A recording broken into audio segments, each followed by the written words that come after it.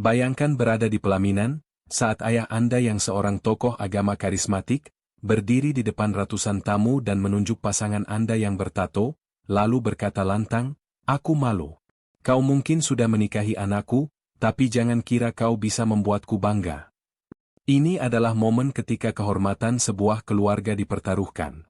Kenapa Zahra, gadis yang lembut dan menjaga kesuciannya, bersikeras memilih Damar, si pemuda berjaket denim lusuh yang penampilannya mencerminkan kegagalan? Apa rahasia berlapis yang disimpan Damar, yang membuatnya rela dicibir dan dihina, namun Zahra mati-matian mempertahankannya? Dan benarkah cibiran masyarakat hanya akan terdiam bukan oleh integritas, melainkan oleh sebuah kotak hitam berisi mahar yang harganya fantastis? Saksikan perjuangan Damar membuktikan bahwa penampilan luar bukanlah tolok ukur hati dan kemampuan seseorang, sebuah ujian yang akan mengungkap kemunafikan sosial desa Sukamulya. Suara Pak Darwis terdengar berat, memecah keheningan yang menyesakkan di ruang tamu rumahnya yang terasa seperti kuil sunyi. "Kau itu hafiz Quran, Zahra. Kebanggaan desa ini. Bagaimana mungkin kau memilih lelaki yang bau oli dan berandal jalanan? Apa yang sudah ayah ajarkan selama 23 tahun ini?" Zahra, yang tertutup cadar hitam, menunduk. Ia tidak gentar, tetapi menahan getar di suaranya. Ayahnya duduk di kursi ukir jati, sosok yang selama ini menjadi lambang kesalehan dan status sosial desa Sukamulya. Bagi Pak Darwis, kehormatan bukan hanya soal ibadah, tetapi juga soal siapa yang kau nikahi dan bagaimana ia dipandang orang. Status adalah jubah suci kedua. Ayah belum mengenalnya, Damar tidak seperti yang ayah lihat, bisik Zahra. Pak Darwis tertawa sinis, tawa yang menusuk tulang. Tidak seperti yang kulihat? Lelaki dengan tato melingkari leher dan anting di telinga? Dia mencerminkan kegagalan pendidikan ayah, Rah. Bisik-bisik di warung kopi sudah memecahkan harga diri kita. Mereka menertawakan ayah, bukan dirimu. Sejak kabar itu menyebar, desa Sukamulya terbagi dua, yang mencibir dengan sinis, dan yang menunggu pernikahan itu seperti menunggu sebuah drama komedi yang kontroversi. Zahra tahu, bagi banyak orang di sini, penampilan adalah segala-galanya. Damar, si pemuda jangkung dengan mohawk dan jaket denim lusuh, adalah anomali yang harus disingkirkan dari citra kesempurnaan keluarga Darwis. Zahra memejamkan mata sejenak. Kekuatan terbesarnya adalah intuisi, yang selalu membimbingnya menemukan makna Al-Quran dalam tindakan nyata. Ia melihat itu pada Damar, bukan pada para pemuda saleh dengan gelar tinggi yang selalu direkomendasikan ayahnya. Damar menunjukkan amal yang tersembunyi, sementara yang lain hanya menunjukkan simbol yang terlihat. Di sudut hatinya, Zahra menyimpan sebuah rahasia yang membuatnya tenang menghadapi badai ini. Ia sudah tahu Damar bukan orang yang sekadar bekerja di bengkel. Dalam salah satu pertemuan relawan setahun yang lalu, ia sempat melihat selembar kwitansi transfer donasi dengan jumlah yang sangat besar, jauh melampaui kemampuan seorang montir kecil.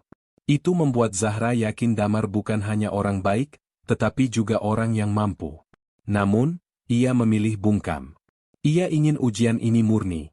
Apakah ayahnya akan merestui hati, ataukah ia hanya akan merestui harta? Ancaman ayahnya malam itu menjadi semakin eksplisit. "Kalau kau tetap bersikeras, jangan salahkan ayah kalau ayah tak akan tersenyum.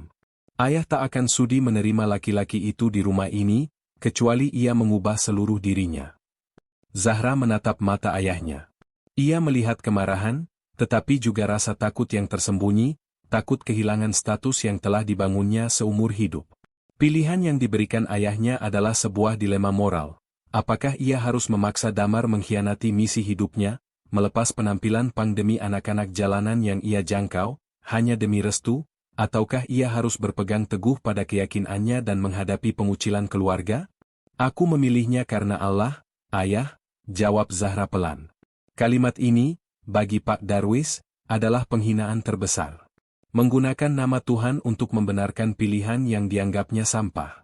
Sore itu, Zahra duduk di kamarnya, membuka Al-Quran yang selalu menjadi penenangnya. Ia membaca surah Al-Anfal ayat 2, hati mereka gemetar apabila disebut nama Allah dan apabila dibacakan kepada mereka ayat-ayatnya, bertambah, kuat, iman mereka, dan hanya kepada Tuhan mereka bertawakal. Zahra tahu, hati ayahnya gemetar bukan karena tawakal, tetapi karena takut kehilangan kehormatan. Ia bertekad, ia akan membuktikan bahwa keyakinannya pada Damar adalah manifestasi dari tawakal yang sejati. Badai ini baru permulaan, dan di hari akad nanti, pertaruhan akan mencapai puncaknya. 2 tahun sebelum kabar pernikahan ini mengguncang desa, Zahra sama sekali tidak mengenal siapa itu Damar. Saat itu, ia sedang menjadi relawan di sebuah acara santunan anak yatim di kota. Zahra melihat sosok Damar dari kejauhan. Penampilannya kontras dengan suasana masjid, mohawk tegak, jaket denim lusuh, dan tato samar di leher. Namun, yang menarik perhatian Zahra adalah bagaimana Damar merawat seorang anak kecil kurus di pangkuannya, menyuapi dan menyeka mulutnya dengan lembut. Ada keikhlasan dalam perlakuan itu, sebuah kontras yang memicu rasa penasaran Zahra. Pertemuan kedua terjadi beberapa hari kemudian di emperan toko. Zahra melihat Damar duduk, dikelilingi 6 atau 7 anak jalanan. Bukan musik keras yang mengalun, melainkan suara Damar yang terbata-bata mengajari mereka membaca ikra dari buku yang sudah lusuh. Damar terlihat seperti penjaga api di tengah kegelapan, seorang pang yang menjadi ustaz dadakan. Zahra memberanikan diri mendekat. Damar, kalau kamu orang baik, kenapa tidak ubah penampilanmu? Biar orang tidak salah paham. Damar tersenyum tipis. Tatapannya teduh, jauh dari kesan garang penampilannya. Kalau saya ganti penampilan, anak-anak ini akan menjauh. Mereka percaya sama saya karena saya seperti mereka. Penampilan ini adalah jembatan, Zahra. Kalau saya berpakaian seperti ustaz formal, mereka akan takut dan kembali ke jalanan yang gelap. Jawaban itu menusuk kesadaran Zahra. Itu adalah realitas yang tidak pernah dipahami oleh ayahnya atau komunitas agamis di desanya. Penampilan Damar adalah sebuah strategi misi, bukan sekadar gaya hidup. Itu adalah sebuah keberanian untuk hidup di 2 dunia. Dunia gelap yang ia tolong, dan dunia terang yang ia cari. Semakin sering mereka bertemu di berbagai kegiatan sosial, semakin dalam Zahra menggali kebenaran tentang Damar. Suatu malam, di beranda panti asuhan, Zahra melihat tato tulisan Arab kecil di dekat pergelangan tangan Damar, hampir tertutup oleh gelang kulitnya. Yang itu artinya apa? Tanya Zahra. Damar menggulung sedikit lengan bajunya. Ini ayat favoritku, "Waman yattaqillaha yaj'allahu makhraja wa yarzuqhu min haitsu la yahtasib." Barang siapa bertawakal kepada Allah, niscaya Dia akan mengadakan baginya jalan keluar, dan memberinya rezeki dari arah yang tiada disangka-sangkanya. Zahra terkejut. Ayat ini adalah dasar keyakinannya, dan seorang anak pang bertato menjadikannya tato di kulitnya. Kamu hafal ayat itu? Damar bercerita tentang masa lalunya yang keras, hidup menggelandang, terjebak dalam lingkaran narkoba dan kekerasan. Tato pertamanya adalah simbol kesedihan dan pengingat akan masa-masa kelam itu. Di tengah kegelapan, ia bertemu seorang ustaz yang mengajarkan mengaji tanpa menghakiminya, mengubah hidupnya perlahan. Ia tidak melepas penampilan lamanya karena itulah yang membuat ia bisa kembali menarik anak-anak di jalanan. Aku nggak mau lepas ini karena anak-anak di jalan cuma mau dengerin orang yang mereka anggap sama kayak mereka, ucap Damar dengan suara mantap. Zahra menatap Damar lekat-lekat, hatinya berdesir kagum. Ia menyadari, di balik semua simbol kontroversi di tubuh Damar, terdapat sebuah rahasia berlapis yang sangat mulia. Ia telah menemukan seorang pemimpin yang sejati, seseorang yang mau mengotori tangannya demi sebuah misi, bukan hanya menjaga jubahnya tetap bersih di masjid. Rasa kagum itu berubah menjadi cinta yang penuh tekad. Ketika Damar melamarnya, Zahra tahu ia harus menghadapinya. Ia harus memilih, kemudahan dan restu yang bersyarat, atau perjuangan dan keyakinan yang tak tergoyahkan. Ia memilih yang kedua. Namun, ia juga tahu, ini berarti Damar harus membuktikan dirinya bukan hanya sebagai orang saleh, tetapi juga sebagai seseorang yang memiliki kekuatan untuk menghadapi Pak Darwis, seorang yang setidaknya setara dalam pertarungan status. Dan Zahra tahu persis, Damar memiliki kekuatan itu, bahkan lebih. Pertanyaannya, kapan Damar akan menarik pelatuk rahasianya? Hari-hari menjelang pernikahan terasa seperti siksaan batin bagi Zahra. Tekanan sosial semakin menjadi-jadi. Bisik-bisik yang disengaja, tatapan sinis, dan pengucilan dari teman-teman lama. Nisa, sahabat dekatnya, bahkan memilih menjauh, takut namanya tercoreng. Maaf, Rah. Aku takut reputasiku ikut hancur, kata Nisa, yang bagi Zahra, adalah bukti betapa tipisnya nilai-nilai yang mereka pegang. Di rumah, suasana tak kalah mencekam. Pak Darwis jarang berbicara, matanya selalu dingin.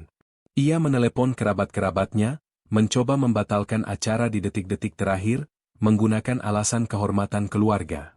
Saya tidak mau anak saya hancur. Lebih baik malu sekarang daripada seumur hidup, katanya pada Bu Salma, ibu Zahra.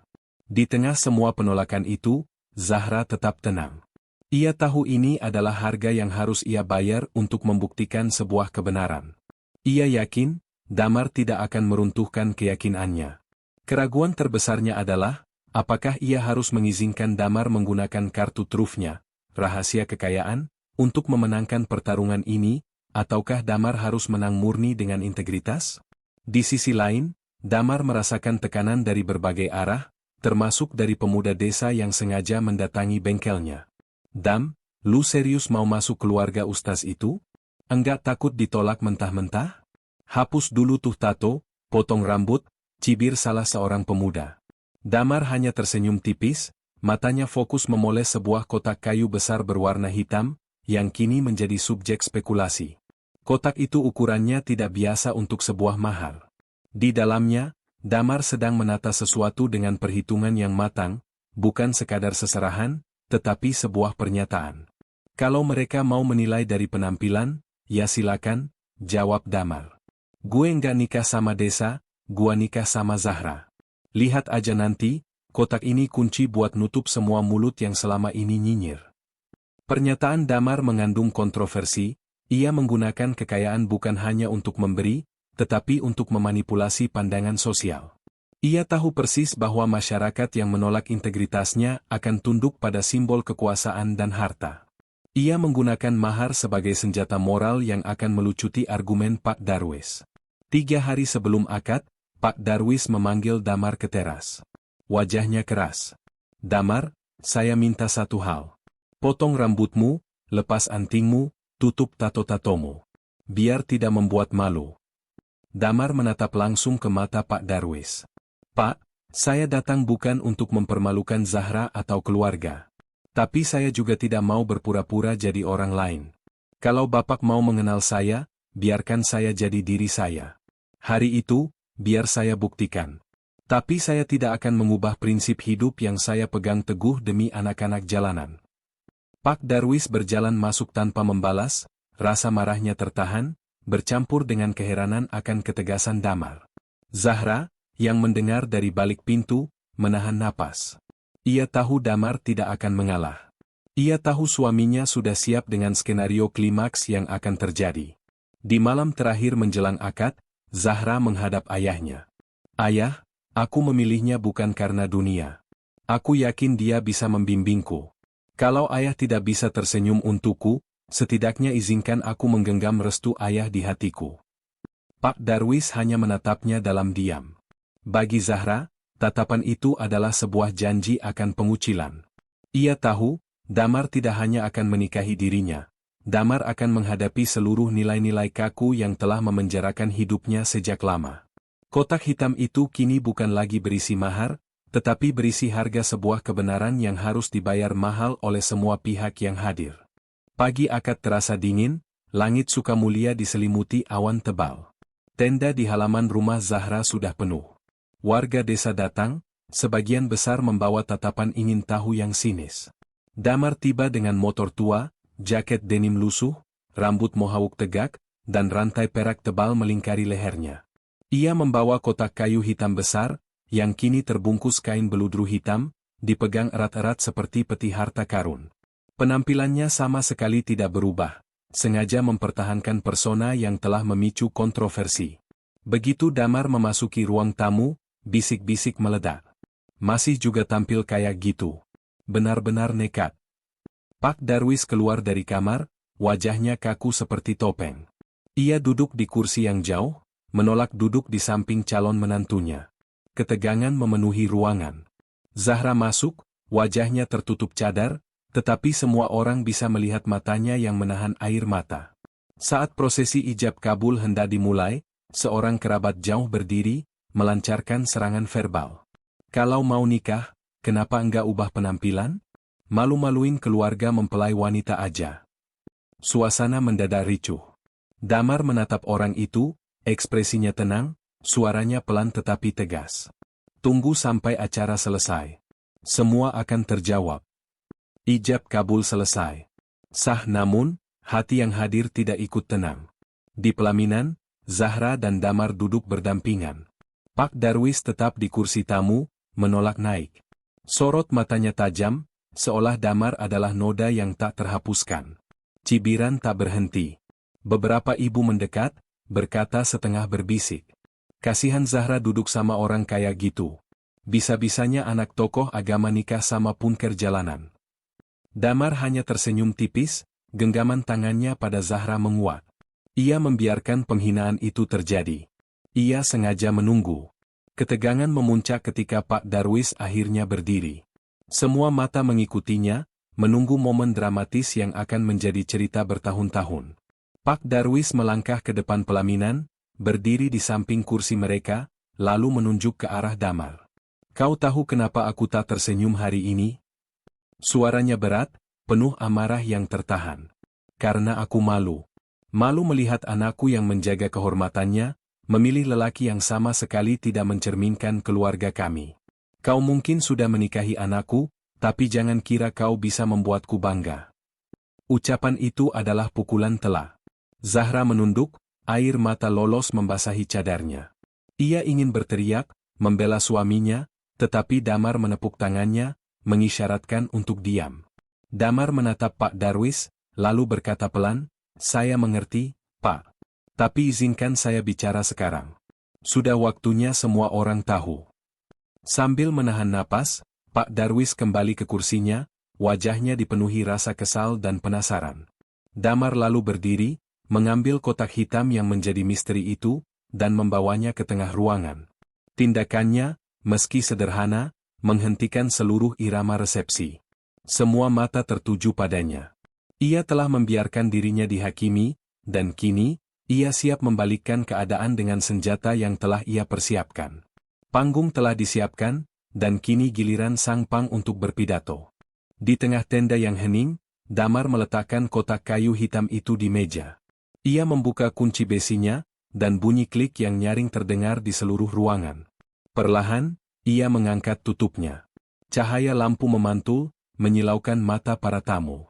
Di dalamnya, tersusun rapi batangan emas yang berkilauan. Di sebelahnya, selembar sertifikat rumah megah di kawasan elit Jakarta, dan sebuah cek bernilai miliaran rupiah. Gasps terdengar serempak. Para tamu yang tadinya sinis kini terdiam, mulut mereka ternganga. Suara gumaman terdengar, kali ini bukan cibiran, tetapi rasa kaget yang nyaris memalukan. Ya Allah! Itu emas. Itu sertifikat rumah beneran kan? Ini adalah mahar yang saya berikan untuk Zahra, kata Damar, suaranya jelas. Bukan untuk menyombongkan diri. Ini untuk menunjukkan bahwa saya menghargai Zahra lebih dari apapun, dan bahwa saya siap memberinya rasa aman dan layak, yang tidak akan pernah bisa direnggut oleh cibiran kalian. Ia menoleh ke arah Pak Darwis, matanya menantang. Bapak, saya tahu penampilan saya membuat banyak orang salah paham. Tapi saya bertahan dengan penampilan ini demi misi hidup saya. Saya adalah jembatan bagi anak-anak jalanan. Penampilan ini membuat mereka percaya bahwa ada masa depan untuk mereka, bahwa perubahan tidak harus membuat mereka merasa asing. Damar menarik napas, kini mengungkap rahasia yang bahkan Zahra hanya tahu sebagian kecilnya. Nama saya Damar Saputra. Saya bukan hanya pemilik bengkel kecil, tetapi juga pendiri dan pemilik 3 perusahaan kreatif di Jakarta yang sebagian besar hasilnya saya gunakan untuk mendanai yayasan sosial bagi anak-anak jalanan. Saya pernah tidur di emperan toko. Dari sana saya tahu bagaimana rasanya dianggap sampah. Saya memilih mempertahankan penampilan ini bukan untuk membangkang, tetapi untuk bisa mendekati mereka yang masih terjebak di jalan. Keheningan melanda tenda. Hening yang penuh rasa malu dan pengakuan. Para tamu menunduk, mengingat semua cibiran yang telah mereka lontarkan. Mereka menyadari, mereka telah menghakimi seorang filantropis yang menggunakan kekayaannya untuk misi mulia, hanya karena ia tidak mengenakan kemeja koko putih. Zahra menatap suaminya dengan mata berbinar di balik cadar. Ia baru tahu skala misi Damar. Air matanya jatuh, kali ini karena bangga. Ia telah memenangkan pertaruhan, ia memilih hati yang tulus, dan hati itu ternyata adalah hati seorang raja yang memilih hidup sebagai hamba. Di kursinya, Pak Darwis masih kaku. Ekspresinya sulit dibaca. Bukan lagi marah, tetapi bingung. Ia menyadari ia tidak hanya salah menilai, tetapi juga hampir menghancurkan masa depan putrinya karena obsesi pada status yang dangkal. Damar berjalan menghampiri mertuanya. Ia berlutut. Kalau Bapak mau, saya akan datang ke sini setiap hari untuk meminta restu sampai Bapak memberikannya.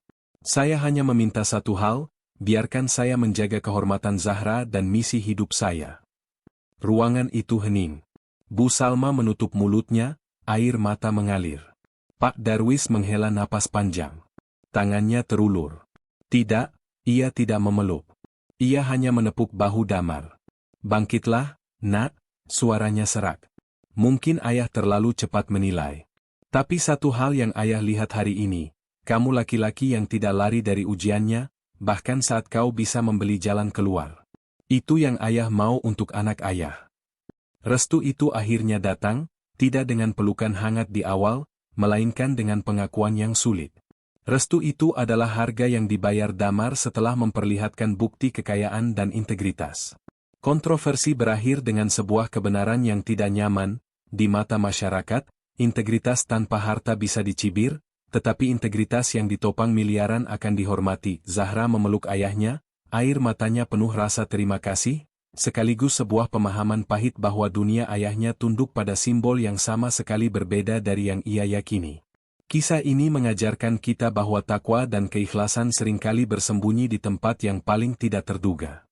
Jangan pernah menghakimi orang lain dari kulit atau penampilan luarnya. Pelajaran utama kita adalah, penampilan itu hanyalah bungkus, harta itu hanyalah alat, tetapi hati yang tulus dan berprinsip adalah mahar yang sesungguhnya.